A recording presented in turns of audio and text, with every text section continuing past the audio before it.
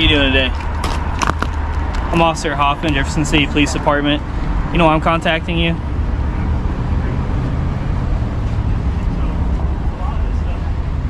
Yeah, we can play a silent game, man. I'm trying to contact you. You have every right to record me. I want you to record me.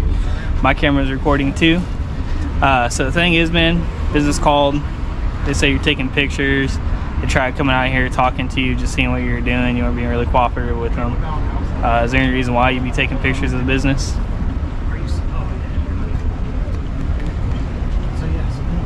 At all? Anything? You got an ID on you? It is a bad problem. I need to see your ID, man. Sorry, I need to see your ID. Alright guys, today we're diving into a tense police encounter that immediately feels different from a normal stop. A police officer approaches a man sitting outside a bank after receiving complaints that he's taking pictures of the business. Instead of answering basic questions, the man stays completely silent, instantly making the situation more uncomfortable. The officer tries to remain calm and professional while asking whether the man understands why he's being contacted. Within moments, the officer requests identification and begins trying to figure out what exactly is going on here. The silence creates an atmosphere where every second feels suspicious, even though no crime has actually been committed yet. What makes this opening so strong is how quickly the tension builds without any shouting or aggression. Right away, viewers are left wondering whether this man is harmless, protesting something, or quietly testing police authority. Do you need a language translator at all?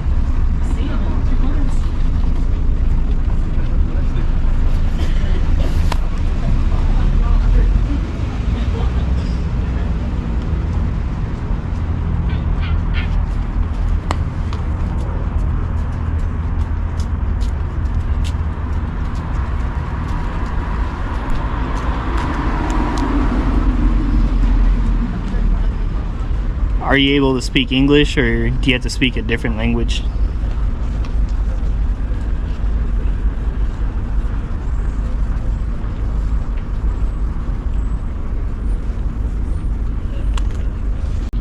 Are you able to speak English? Do you need me to contact a translator for you?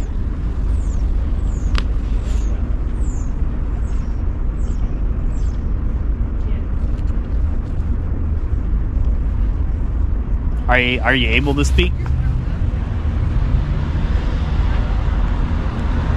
Do you need a sign interpreter or anything like that?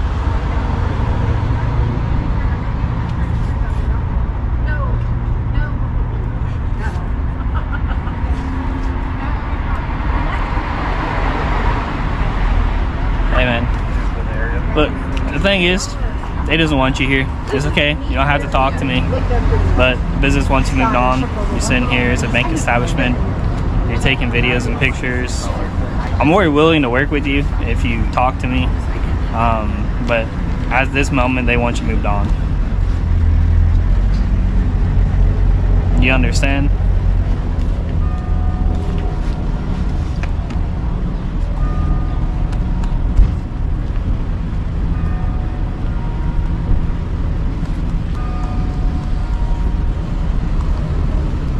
Can't be here right now. What's up, man? How you doing? Not talking. Now the Not encounter talking, okay. becomes even stranger as the officer starts trying every possible way to communicate with the silent man. He asks whether the individual speaks English, needs a translator, or even requires a sign language interpreter. Despite all these efforts, the man refuses to respond normally, which only increases the officer's confusion and suspicion. At the same time, the bank employees reportedly want the man removed from the property because his behavior is making them uncomfortable. The officer explains that taking photos around a financial institution naturally raises concern, especially in today's environment. Even though the officer remains respectful, you can hear the frustration slowly building in his voice as the silence continues. This part feels important because nobody truly knows whether the man is refusing to cooperate, unable to communicate, or intentionally creating tension. The mystery surrounding the encounter grows stronger with every unanswered question. Hey, man. Hey, they want you moved on, okay? All right. Where's the caller at inside? Yeah, you should be inside.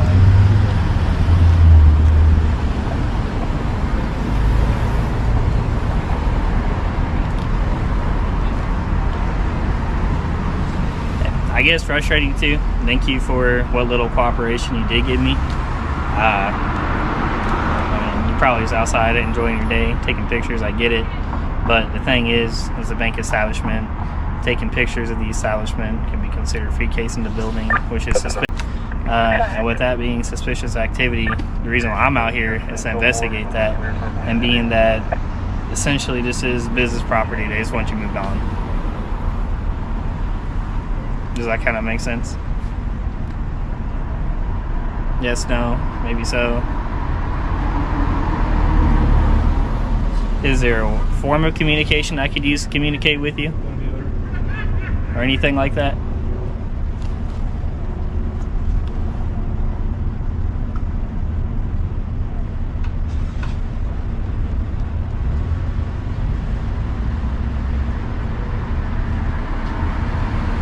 Is there any other extra way you could cooperate with me or speak with me or anything, sir?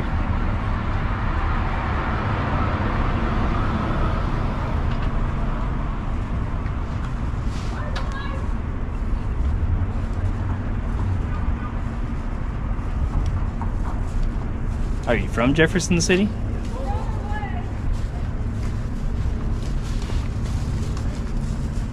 Are you from here? Are you from Fulton, Columbia, Jefferson City? I'm assuming you're from here, being that you got a Chiefs jersey on. You excited for the Super Bowl at all?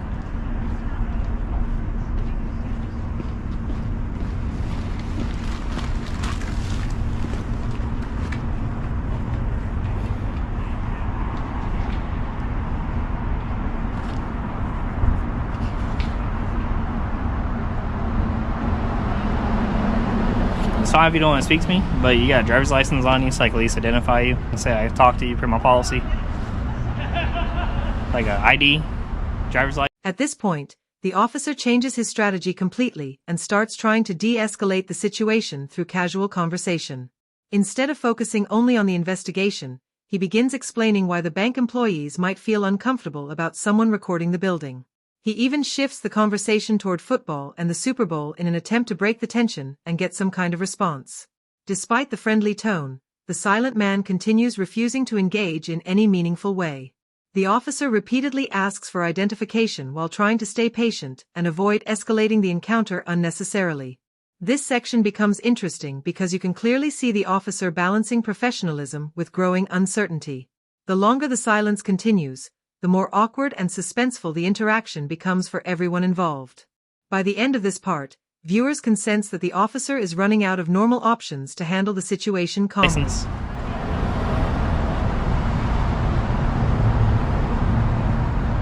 Are you able to hear? Can you hear?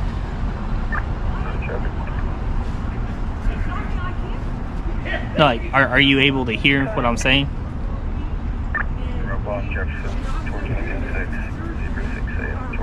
Like,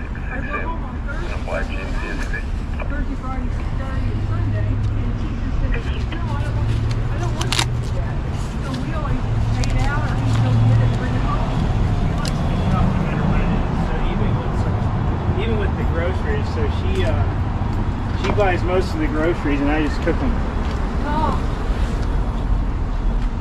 So it works out.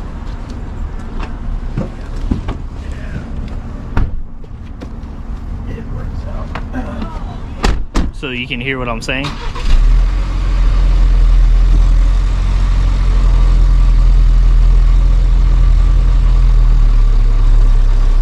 So can you hear me?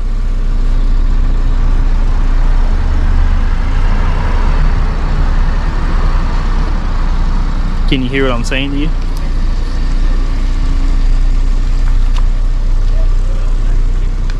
I can't give you my pen, man. I can't do that per my policy. I can't give you my items and tools I use for work.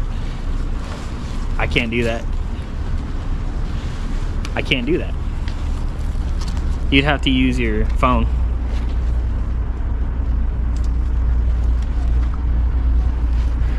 I can't give you the tools I work with, man. I'm allowed to do. I apologize.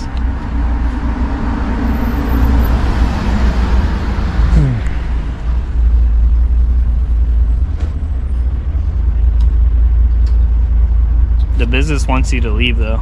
Yeah, I'm gonna give Sergeant Bickle a call real quick. Yeah, that's fine.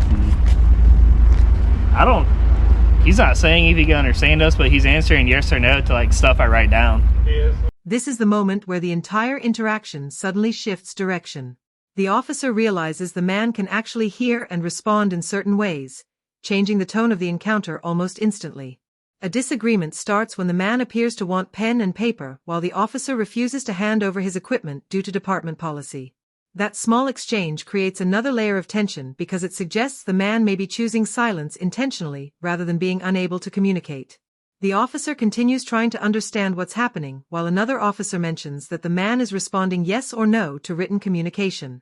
A supervisor is then requested to the scene, signaling that the situation has become more complicated than a normal suspicious person call. What makes this section powerful is the uncertainty surrounding the silent individual's intentions. At this stage, it begins feeling less like confusion and more like a carefully controlled confrontation.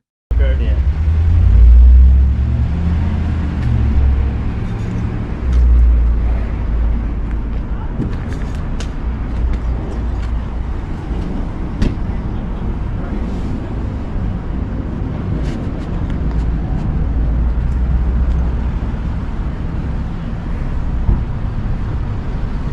Are you like an auditor? 33 Jeff traffic stop.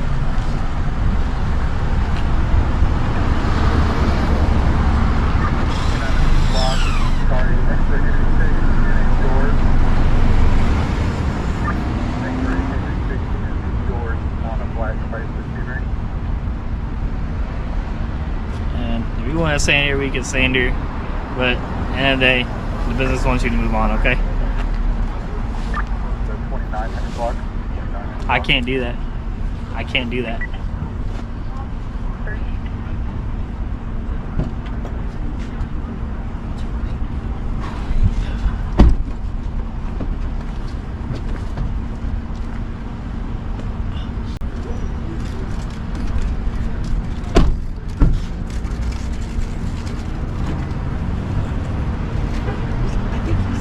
Are you non-verbal? Are you, sir? Are you non-verbal?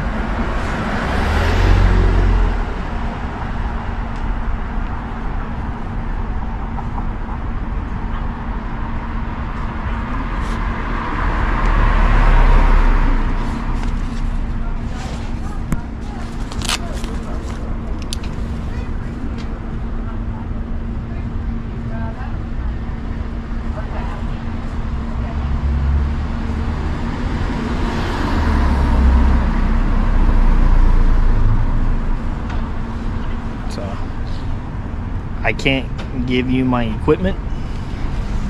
I can't.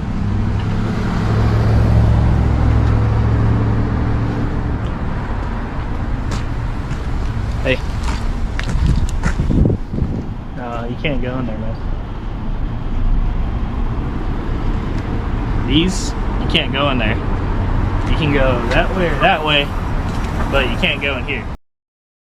Now the officer finally asks the question that many viewers have probably been thinking since the beginning of the encounter. Is this man an auditor? That single question changes the atmosphere because the situation now appears connected to constitutional auditing and recording rights. The officer explains that the business wants the man to move away while still trying not to violate any legal protections.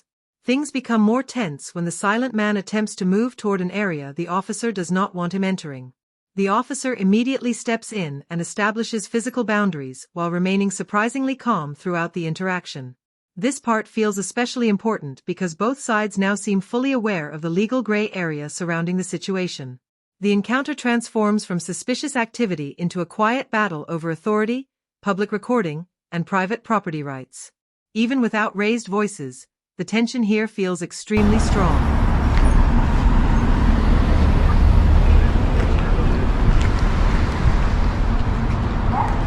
Excuse me.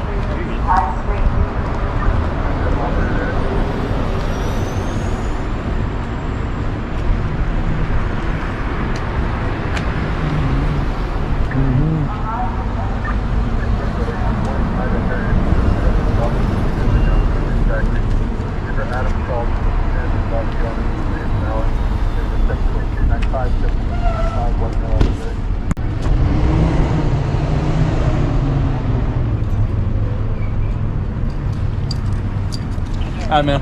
Hey, you're good to stand here, okay? Just don't harass them in there, okay? Alright? Okay. Like I said, don't be following them. Don't do anything weird like that, okay? But you can stand right here. Just don't go in there. Okay? Same private property. You can just stand here and record. I can't give you my equipment, man. I mean, I'm not gonna do that, okay? Are you deaf? I can't give you my equipment. Okay. I won't tell them that. Okay. Is he deaf or? I don't know. Are you deaf? You hard of hearing? I can't give you my equipment. I'll try this.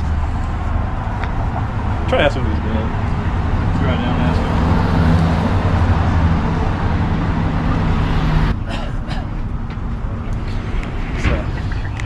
You're free to stay, but leave the business alone.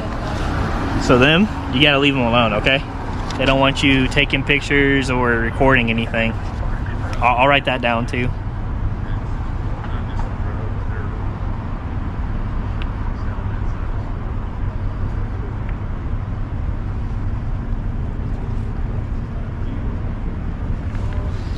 So, no pictures or recording the bank. Okay? But you're free to stay here. Okay, you just can't use them. This section becomes the heart of the legal disagreement between the officers, the business, and the silent man recording nearby. The officer eventually allows him to remain in the area, but continues insisting that he cannot harass employees or record the bank itself. You can hear uncertainty in the officer's wording because he appears careful not to overstep legally while still responding to the business owner's concerns. The officers continue trying to determine whether the man is deaf or simply refusing to speak, adding even more confusion to the situation. What makes this moment fascinating is how cautious law enforcement becomes once constitutional rights potentially enter the picture. Nobody wants the situation to escalate into an unlawful detention or violation of free speech protections. At the same time, the business clearly wants the recording to stop immediately. This creates a tense balancing act where every word spoken by the officers suddenly matters. Okay? Yeah, that's fine.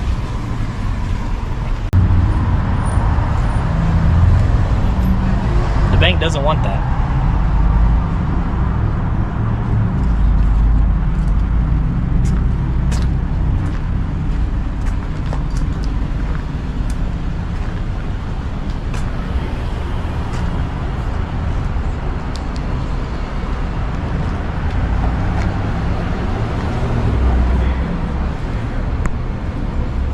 Good, brother? Everything good? He's fine. He just can't be recording the bank.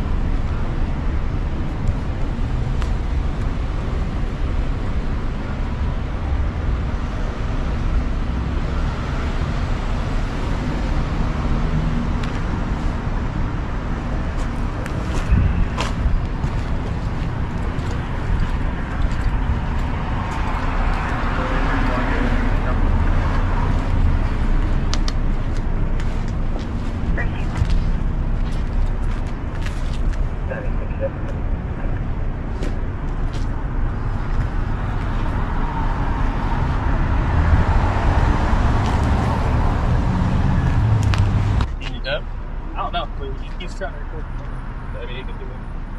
They don't do it. They don't press hard. Alright, man.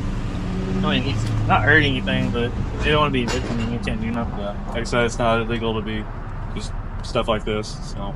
Okay. Alright, man. Yeah. Oh, Do you want to type the narrative, or you want to? I can type it. Okay. So. Is he deaf? I don't know. He still hasn't talked to me, and I'm not going to give him pen and paper, so. Everything finally begins calming down here, but not before one key statement completely changes the tone of the entire encounter. The officer openly admits that what the man is doing is not actually illegal, even though the bank employees clearly dislike it and want him gone. That admission instantly reframes the situation from suspicious behavior into protected activity under the law. Other people briefly join the conversation while officers continue trying to figure out whether the silent man is deaf or intentionally refusing communication.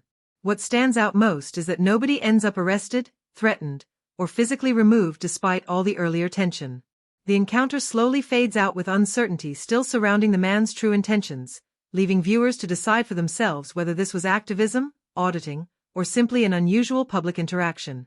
In the end, the silence itself became the most powerful part of the entire encounter. If you enjoyed this breakdown, make sure to like the video, subscribe to the channel, and we'll see you in the next video.